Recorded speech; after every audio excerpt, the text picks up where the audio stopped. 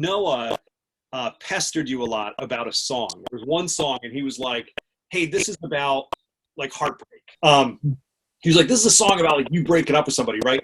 And you said, "I don't tell people what my songs are about. You kind of like, I don't want to bum people out." And then he kept pushing and pushing, and then you told him what the song was about, and of course he was bummed out because it wasn't what he thought it was. And I guess I'm kind of curious about that, like, because people do have such a strong connection to some of your songs and they interpret what they need from it. How do you sort of navigate that? Because you must get fans all the time who are like, "Hey, you wrote, Time Traps about me," or whatever. Like, how do you kind of navigate that as an artist while trying to respect, sort of where people are coming from with their own connection to the art? Well,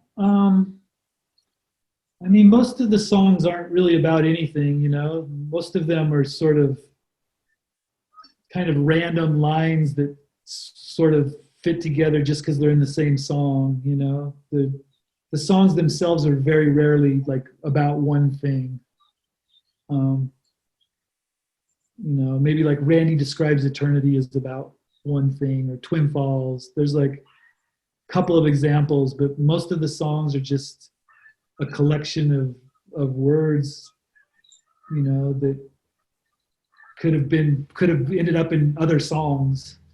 And the words are just mostly just an instrument for me, like, because I don't want to make instrumental music. I like a singer. To me, that's a powerful part of music. And if there's going to be words, they can't be bad. That's kind of the thing for me. Like, they don't have to be good or great, but if they can avoid being bad, then the music will carry them. I don't really care. I don't care about breaking someone's heart because they think a song's about something and then they find out it's not. That doesn't mean anything to me. It doesn't. That's a great response. Have you? I guess in that vein, then, have you had songs that you've got a pretty lengthy list of tunes. I mean, do you have songs that when you're up there singing, you think, "Oh, I got to change the words. I'm sick of these words. Like, this doesn't fit anymore. Like, this isn't." I don't know. Like, not really. No, I feel like most of these songs, the work's done. Here and there, I might have a few things I'm embarrassed about, but I'm also. I mean, I understand that some of this stuff was done when I was younger, and that's just kind of how it is, or even recently, and that's just how it is. Yeah. But no, I feel like I spend enough time working on the songs that by the time they're done, I'm pretty satisfied with what's going on. Okay, that's good. Have you had like? I'm sorry. It's in the way that they're so open to interpretation, but the same with me. I have the same experience with them where. If you ask me what a song is about, I might not remember, like the song you were talking about, the Noah one, it was about my eye injury instead of that. But when you said that, like when I thought about it, I was like, I don't know what that song's about. And it's like, oh, the eye, oh yeah, I guess it was kind of about the eye injury, like even for me, the meaning changes when I'm playing it, the words, they're just words and they, just like if you hear a song on the radio, its meaning changes depending on where you are in your life, like, oh, I never knew that was even a love song. Yeah. Like that song I played today, Listen, the Snow is Falling, the Yoko Ono song. To me, it never even seemed like a love song. And then I just heard it, learning it. I was like, whoa, this is such a love song. Yeah. I thought it was just a song about nature, about snow falling, but it's about the distance between the people, and that's what the snow is just in there. Have you had an interpretation of a song where you're just like, whoa, what?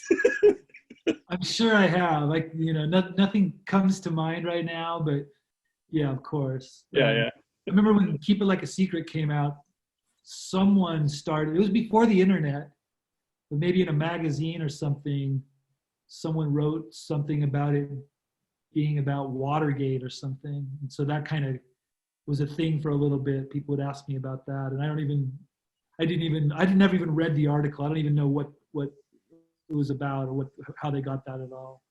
That's incredible. I'm definitely going to try to look that up. I'm fascinated to find the connection between Keep It Like a Secret and Watergate. That's hilarious. then I guess this is maybe more a question about just being like a working musician. Like, how do you, I've always thought, like I go to work and, I do my job and then I come home and I sort of think about my job a little bit and I get dinner and I do the thing or whatever. It's got to be strange, the difference between being on tour and not being on tour. And I've got to assume that messes with someone's head a little bit. It's just a completely different existence. And so I guess maybe I'm curious, like after 30 years, how have you figured out how to like re-enter your life or kind of make those transitions into tour or off tour? I guess I kind of like when you're a teenager, when you first go on tour, it's like what you have always wanted to do. It's just the funnest thing in the world.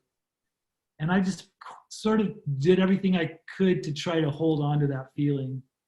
And we never toured an insane amount. We never toured 6 months a year, 9 months a year, like bands do, just trying to like, just like break in or, whatever, just being warriors to try to advance our career. So, we did it rarely enough, I think, even though over the years we played a lot of shows, but we just never killed ourselves with it. So I can still it's still kind of fun, it's still a little bit of an adventure, and of course, after that long, it's not quite as fun, nothing's as fun as it was when you were a teenager, but